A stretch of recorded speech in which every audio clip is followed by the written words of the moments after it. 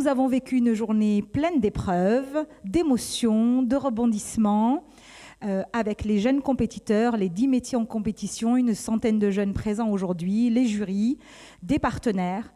Et étant sur le champ lexical du dépassement de soi, de la fierté, de l'innovation, d'aller relever des challenges, nous avons souhaité vous proposer une soirée inspirante avec une femme inspirante. Donc j'espère vous avoir donné envie de rester un petit peu plus avec nous et d'écouter Delphine Le Sos qui est parmi nous aujourd'hui et qui nous fait le grand honneur de nous partager son histoire et son expérience. Donc rendez-vous tout de suite.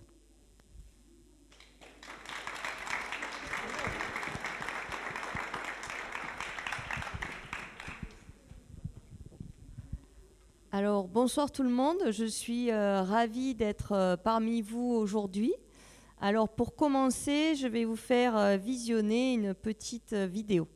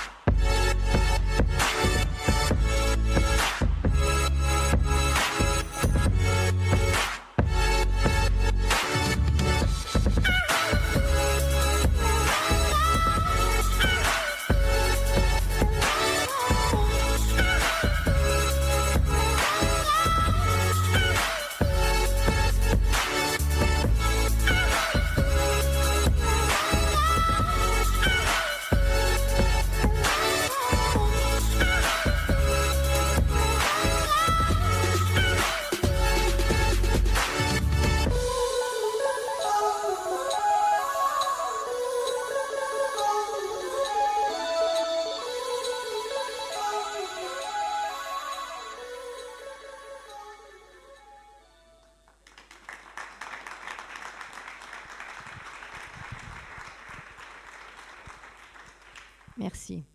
Je vais donc partager avec vous mon parcours sinueux et quelque peu atypique, ainsi que les précieux enseignements que j'ai pu en tirer et qu'on ne trouve dans aucun manuel. Alors, je ne pourrais évoquer ce chemin sans citer mes 2 tuteurs de résilience.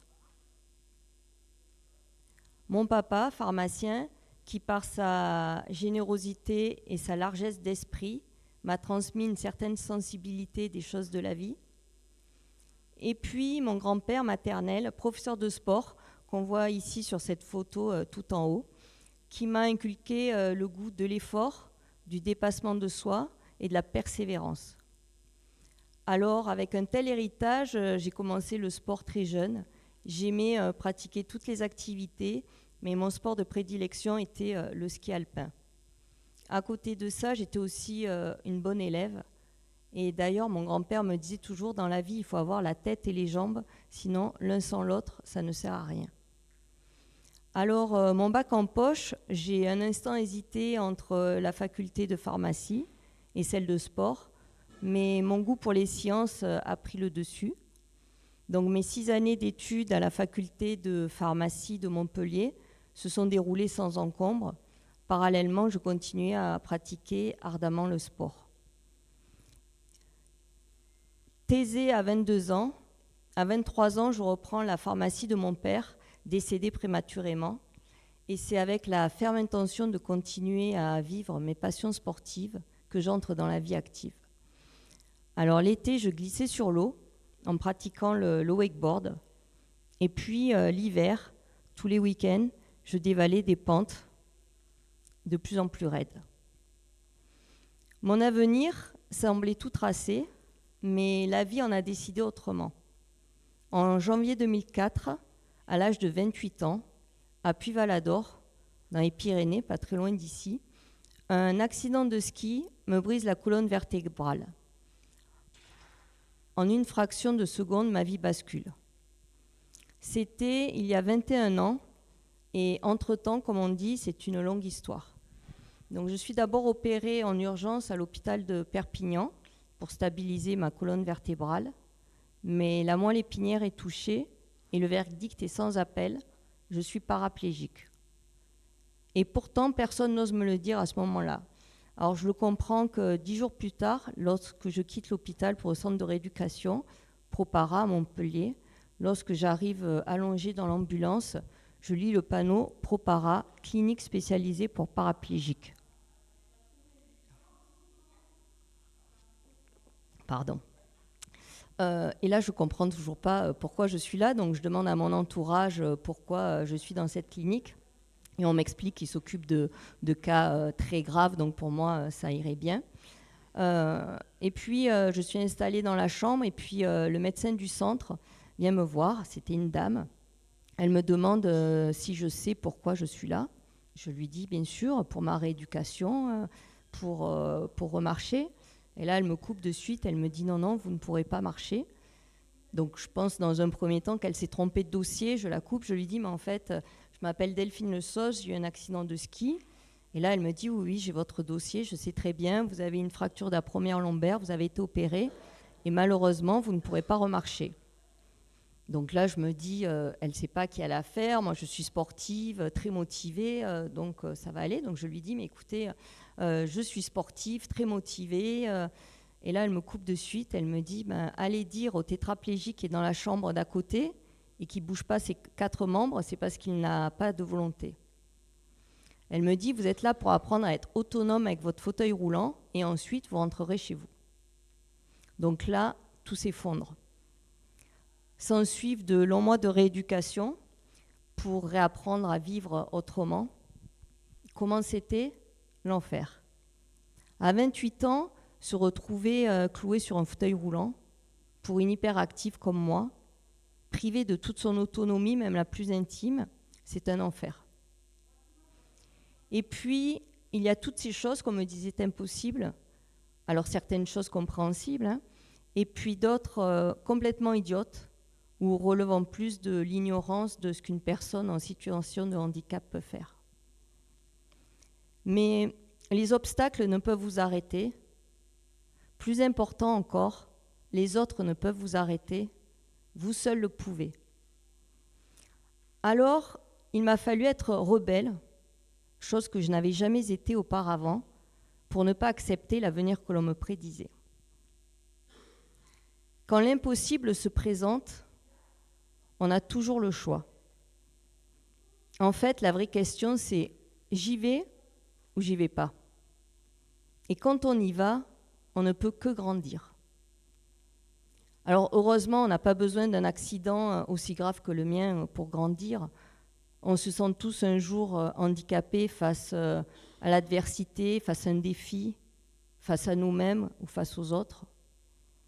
Selon l'OMS, une personne sur 2 a vécu un traumatisme et 100% des individus ont traversé une épreuve de la vie. Mais derrière chaque obstacle que nous franchissons, il y a une grande satisfaction et une force supplémentaire. On peut appeler ça la résilience. Alors la résilience, qu'est-ce que c'est ? C'est un mot qui est très à la mode maintenant. Alors ça a d'abord été utilisé en physique comme la capacité d'un métal ayant subi un choc à retrouver sa forme et ses propriétés initiales. Et ce n'est que dans les années 1940 que le concept est adapté et appliqué à la psychologie. Il représente la plus ou moins grande capacité qu'ont les êtres humains à faire face aux épisodes douloureux de l'existence.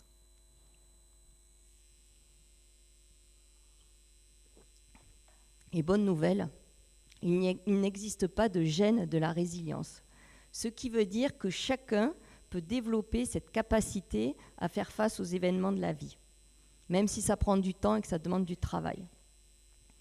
Alors une chose importante, c'est de ne pas se voir systématiquement en victime, et puis la résilience suivra si l'on y met suffisamment du sien. Alors je vais partager avec vous quelques tips pour booster un petit peu votre résilience.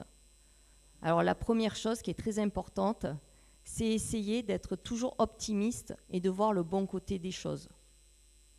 Ensuite, il faut aussi être flexible et enthousiaste face au changement.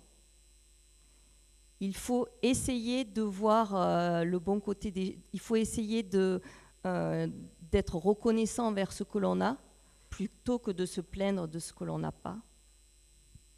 Il faut aussi accepter qu'il y ait certaines choses qu'on ne puisse pas changer. Il faut ne pas avoir peur de la solitude. Il faut voir ces moments comme des étapes qui vous permettent de mieux vous connaître pour ensuite aller vers les autres. Et ensuite, la dernière chose qui, je pense, à mon sens en tout cas, est la plus importante, c'est entretenir son sens de l'humour. En fait, le rire est l'une des choses les plus puissantes et s'entraîner à rire de toutes les situations permet de littéralement changer notre façon de voir les choses. Et puis, les résilients ne sont pas des héros solitaires dignes d'admiration pour avoir surmonté les pires difficultés. Non, ce sont des femmes et des hommes ordinaires, mais qui ont su saisir les mains disponibles qui se présentaient à eux, les fameux tuteurs de résilience. Alors, ce sont des personnes qui manifestent de l'affection, de l'empathie, qui favorisent l'estime de soi d'autrui et qui ne jugent pas. Durant toute ma période de reconstruction au centre de rééducation, j'ai eu la chance d'avoir des amis qui étaient très bienveillants, qui m'ont manifesté beaucoup d'affection et surtout qui avaient beaucoup d'humour.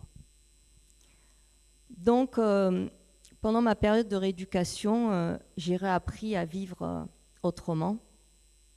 Mon objectif, c'était de remarcher. Alors, la première fois que je me suis tenue debout entre des barres parallèles, c'était une victoire. Ça a été mon premier défi et il y en a eu beaucoup d'autres. Parce que réapprendre les gestes du quotidien avec un handicap, c'est un petit peu comme gravir l'Everest, mais avec un sac de 10 kilos sur le dos. Je vous laisse imaginer. J'ai aussi réappris à conduire autrement. C'est-à-dire qu'après mon accident, j'ai perdu mon permis de conduire. J'ai repris des leçons de conduite avec une auto-école qui avait un véhicule adapté à mon handicap. Donc aujourd'hui, je conduis un véhicule qui est une boîte automatique et qui a une adaptation pour me permettre de conduire avec mes mains et pas mes jambes.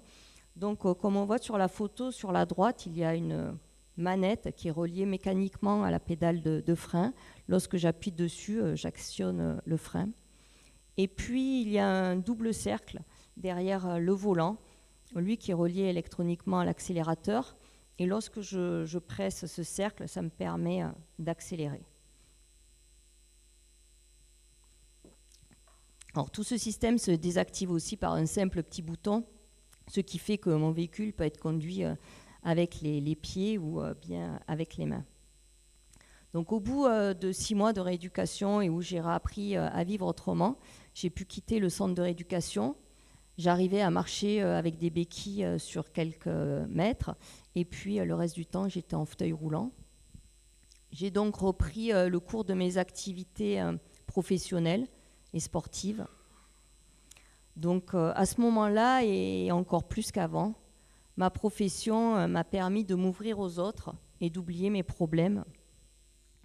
J'ai quand même rencontré des difficultés liées aux nombreux déplacements pour la délivrance des médicaments, chose fatigante avec des béquilles. Mais j'ai aussi développé une grande dextérité, puisque maintenant j'arrive à porter jusqu'à 10 boîtes de médicaments tout en marchant avec mes béquilles. Donc j'appréhende toujours un petit peu les périodes hivernales avec la délivrance des sirops. Là, j'en porte pas 10. Et surtout, quand je les tombe, ça fait des dégâts, ça se casse. Mais maintenant, depuis une dizaine d'années, mon officine est équipée d'un robot. C'est-à-dire, c'est une grande armoire, disons, avec des étagères de part et d'autre. Les boîtes sont rangées en fonction de leur taille. Et puis au niveau central, il y a un bras articulé qui va chercher les produits que je commande quand je suis au comptoir. Donc ça se présente comme ça, je suis assise au comptoir, j'ai même un tabouret haut à roulettes qui me permet de reposer mes épaules et mes jambes. Donc sur mon logiciel métier, je tape le nom du produit, la quantité, et puis les produits sortent directement par une petite trappe qui est derrière. Et puis j'ai aussi repris mes activités sportives. Alors d'abord la natation, parce que ça ne me demandait pas de matériel particulier. C'est vrai que j'arrive à monter et descendre assez facilement de mon fauteuil roulant, et donc d'aller nager. La seule chose, c'est que je nage toujours maintenant avec un pool boy. Là, on le voit, mais pas très bien sur l'image. C'est une mousse que je tiens entre mes jambes et qui me permet d'avoir une ligne un peu plus horizontale quand je nage. Et ça m'évite de nager en résistance. Ça me met à l'horizontale.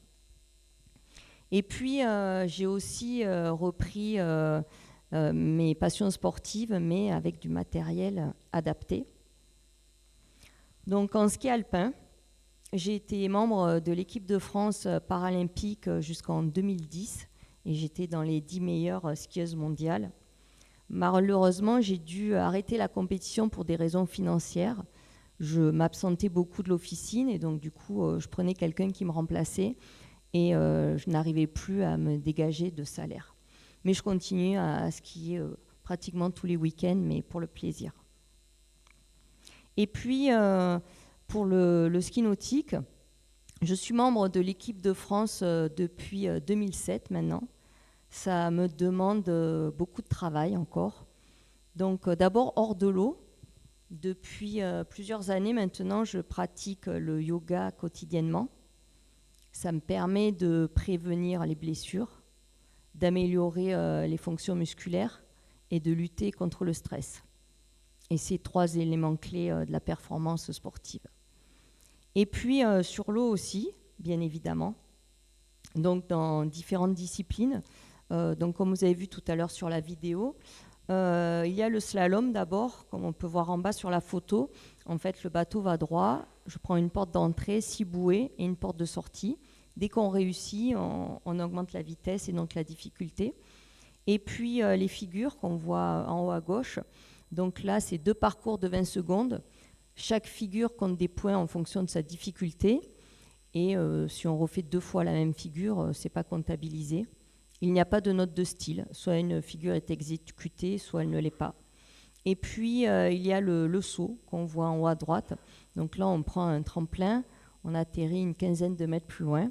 Il faut toujours avoir le palonnier entre les mains et être repris par le bateau pour que le saut compte. Et on compte la distance.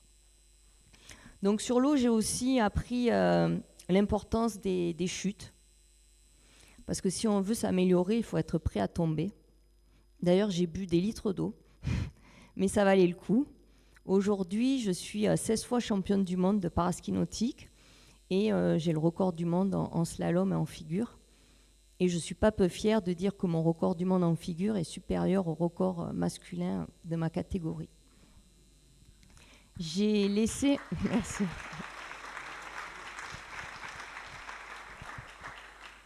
Alors, j'ai laissé mes concurrentes tranquilles en 2015. Je n'ai pas participé au championnat du monde qui se déroulait en Californie, à Sacramento, pour une bonne raison, c'est que j'étais enceinte de ma fille, qui est née il y a 9 ans maintenant, et qui m'accompagne maintenant la plupart du temps sur les compétitions, et avec son papa aussi quand il est disponible. Alors, bien évidemment, c'est une passionnée de sport de glisse, que ce soit le ski alpin, le ski nautique, comme maman, et puis le skate. Donc là, moi aussi, j'ai 4 roulettes, mais je ne fais pas du tout les mêmes prouesses qu'elle sur un skatepark. J'ai essayé, mais ça n'allait pas. Et pourtant, le plus dur, ça n'a ni été de devenir championne du monde, ni de jongler avec des boîtes de médicaments et les béquilles, et encore moins de s'occuper d'un enfant. Le plus dur, c'est d'apprendre à vivre avec le regard des autres. Coco Chanel a dit « Si une femme est mal habillée, on remarque sa robe, mais si elle est impeccablement vêtue, c'est elle que l'on remarque. » En fait, moi, on remarque maintenant souvent mon fauteuil roulant comme quelque chose de pas très joli avant de remarquer la femme que je suis. Alors oui, j'ai un handicap, oui, je l'assume, oui, je ne le cache pas, mais ce n'est pas ce qui me définit. J'ai des lunettes, j'ai les cheveux bruns, j'ai plein d'autres choses. Du coup, je vais partager avec vous les perles que j'ai pu entendre et qui sont les meilleures à mon goût. Alors on m'a dit, oh là là, c'est dommage ce qui vous est arrivé, vous étiez si jolie. Ou encore, oh, vous êtes mignonne pour une infirme. Et encore une autre fois aussi, je voulais me garer, j'allais au supermarché, j'allais me garer sur la place handicapée. Et là, il y a une dame qui arrive et qui me fait une queue de poisson et qui se gare sur la place handicapée. Donc je klaxonne, je lui montre ma carte. Et là, elle sort de sa voiture, elle arrive au niveau de ma fenêtre et elle me dit « Ah oui, c'est ça », elle me dit « Vous avez vachement une tête d'handicapé ». Parce qu'en fait, les gens, ils confondent handicap mental et handicap physique. Alors que oui, je suis bancale sur mes jambes, mais j'ai gardé toutes mes capacités intellectuelles. Enfin, du moins, c'est ce que je crois. Et puis aussi, une scène que j'aime bien raconter à la piscine. Donc j'aime bien aller nager régulièrement. Comme je vous dis, pour moi, c'est simple de rentrer, de sortir de l'eau. Et puis, à la fin de ma séance, pour me doucher, je suis obligée d'aller dans la cabine PMR, puisque c'est celle qui me permet de rentrer avec mon fauteuil roulant. Et surtout, il y a aussi un petit strapontin où je m'assois et je peux me doucher sans avoir à mouiller tout mon fauteuil et après de m'asseoir sur quelque chose de mouillé.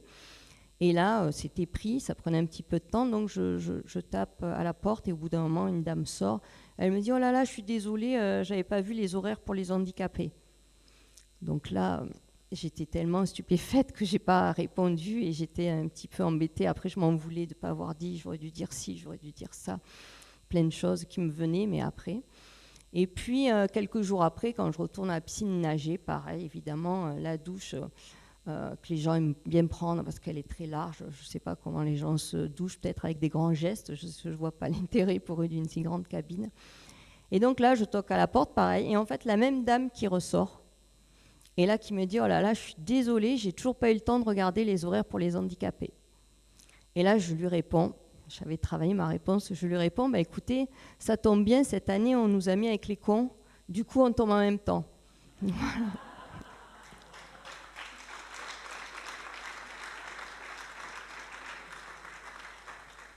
Je ne sais pas si elle a vraiment bien compris, mais en tout cas, après, elle n'était plus dans cette cabine, je la croisais. Et puis, avec le temps, heureusement, on se blinde un petit peu face à toutes ces réflexions, et c'est vrai qu'on le prend avec beaucoup plus de distance qu'au début. Et puis, les choses changent, et on a d'autres réflexions. Quand je suis devenue maman, entre autres, et que les gens me demandaient « Oh là là, mais vous l'avez eu où ?» Bah, je ne l'ai pas volé, ne vous inquiétez pas. Ou alors des gens très insistants qui me demandaient « Mais comment vous avez fait pour l'avoir ?» Donc, se poser des questions, c'est bien, hein, j'aime bien. Questionner aussi, j'aime bien. Mais après, quand on fait des sous-entendus, j'aime beaucoup moins. Donc là, dans ces cas-là, je leur dis bah, « Écoutez, c'est un petit peu porno, ça me gêne quand même de vous le raconter. » Et là, en général, on ne me pose plus aucune question. Et puis... là, je vais vous partager aussi une petite illustration d'une amie qui est en fauteuil roulant aussi, qui est illustratrice. Et là, un de ses dessins où justement à la caisse du supermarché, quelqu'un qui lui dit « c'est pas un bon moyen pour gruger la queue, ça, oui, et c'est aussi un très bon moyen pour détecter la connerie. » Et puis aussi, quand j'ai accouché, quelques jours après, comme... beaucoup de personnes, une sage-femme vient au domicile pour voir un petit peu comment ça se passe avec votre enfant. Et moi, en fait, très rapidement, j'ai pris l'habitude de porter ma fille comme ceci. Donc, là, elle avait déjà quelques mois, hein, elle avait plutôt 6 mois que bébé, mais c'était le même principe. En fait, je la portais sur mes jambes, donc je lui mettais sa tête au niveau de mes genoux, elle était allongée sur le dos, et puis les jambes qui revenaient sur moi. Et là, la sage-femme est venue, elle était catastrophée, elle me disait « Non, non, c'est beaucoup trop dangereux, il faut à chaque fois la mettre dans le porte-bébé ». Et je lui ai expliqué que d'aller de son lit à la table allongée, ce n'était pas possible de tout le temps la rentrer, la sortir. Elle me dit non, non, il faut vraiment, c'est beaucoup trop dangereux. Et j'ai dit, non, je ne vais pas faire comme ça. Et je lui ai dit, de toute façon, il y a des gens qui font tomber leur enfant de la table allongée. Moi, si elle tombe de mes jambes, ça fera toujours moins haut. Elle a été un petit peu choquée, mais bon, elle a compris que je ne changerai pas d'avis. Et je vous rassure, elle n'est jamais tombée ni de la table allongée, ni de mes jambes. Donc tout va bien. Mais ce n'est pas toujours facile de savoir comment se comporter face à des personnes en situation de handicap. En fait, le handicap, par définition, c'est une déficience. Certaines fonctions sont altérées ou modifiées. Et après tout, nous avons tous des capacités, des défaillances qui nous ouvrent certaines portes et en ferment d'autres. Et il faut savoir qu'au-delà des paroles, il y a certains regards qui peuvent vous aider à vous relever et d'autres qui vous font trébucher. Mais moi-même, avant mon accident, j'étais pas vraiment cool avec les personnes en situation de handicap. En fait, l'année de mon accident, j'étais déjà pharmacienne, mais je voulais passer mon diplôme de monitrice de ski. Et donc, je m'étais réinscrite en club pour passer mon brevet d'État. Et il se trouve que dans ce groupe d'entraînement, il y avait aussi la section handisport qui s'entraînait. Et il y avait 4 hommes. Donc, il y en avait un qui était amputé tibial, donc au niveau du tibia, qui avait une prothèse, qui avait son pantalon, on ne voyait rien. Et c'est vrai que ça ne me gênait pas de lui parler parce que je ne voyais pas son handicap. Ensuite, il y avait un autre qui était amputé fémoral, c'est-à-dire en haut de la jambe, et qui skiait sur une jambe. Et donc, lui, je le regardais un petit peu de loin. Et puis, 2 garçons en fauteuil qui skiaient assis. Et au début, il y en a un qui m'avait abordé, qui m'avait demandé en haut d'un téléski de me mettre au bouton d'arrêt au cas où. J'avais rien compris. Si bien que les fois d'après, quand je les voyais, lui et son autre ami, j'étais plutôt à détourner le regard, à me pencher, faire celle qui était occupée. J'avais trop peur qu'ils me demandent un truc. Je me disais, oh là là, il va encore demander un truc, je comprends rien, donc je les évitais. Et puis, le hasard a fait qu'après mon accident, l'année d'après, quand j'ai repris le ski, donc je me suis retrouvée dans le même groupe d'entraînement où j'étais avant, et donc avec ces mêmes 4 personnes qui étaient aussi en situation de handicap. Et donc, je me suis retrouvée à skier avec eux. Et donc, maintenant, c'est devenu des amis très proches. Et quand je demande de l'aide, moi, sur les pistes, pour ce fameux bouton, j'essaye d'expliquer très bien et de dire que s'ils ne comprennent pas, ce n'est pas grave. Voilà, tout ça pour vous dire que c'est pas forcément là. C'est vrai que je critique un petit peu les gens qui ont pu porter des regards particuliers sur moi, mais je sais que moi-même avant, je réagissais pas comme il aurait peut-être fallu. Et c'est pour ça que je me suis engagée dans l'association Différents comme tout le monde. Donc c'est une association qui a été créée en 2014 par le préfet Parisot de Bayard, qui était en situation de handicap. Et en fait, cette association, elle a pour but de sensibiliser les collégiens de 5e au handicap sous toutes ses formes. Le préfet Parisot de Bayard avait fait le constat qu'on avait peur de ce qu'on ne connaissait pas. Et donc le fait d'expliquer à ces enfants de 5e, de les mettre en situation d'handicap dans des ateliers, que ce soit sur des parcours en fauteuil roulant, ou bien marcher les yeux bandés avec une canne, manger les yeux bandés aussi, c'est une sacrée expérience. Et tout ça pour faire en sorte que changer les générations et plus tard qu'il n'y ait pas forcément ces regards. Donc le préfet Parisot, de par sa fonction, ne pouvait pas être président de l'association. Il m'a demandé de l'être et je l'avais accepté avec une très grande fierté. Alors malheureusement, il avait une maladie évolutive qui est la myopathie. Et le préfet Parisot de Bayard nous a quittés en 2020. Mais il faut savoir que depuis 2014, 35 000 collégiens ont été sensibilisés au handicap. Alors, je suis sûre que vous pourrez faire beaucoup maintenant pour que votre regard ne soit plus une difficulté supplémentaire pour des personnes considérées comme différentes. J'espère aussi vous avoir démontré que rien n'est impossible et que différence rime avec performance. Mais tout ça, ce ne sont que des mots. Et comme le meilleur plat cuisiné du monde, je pourrais vous en parler des heures et des heures en vous expliquant toutes les étapes de la recette. Si vous ne le goûtez pas, vous n'en connaîtrez jamais sa saveur. Alors j'ai envie de vous dire, À vous de jouer, à vous de dépasser vos impossibles et de sentir le vrai goût de la liberté. Merci.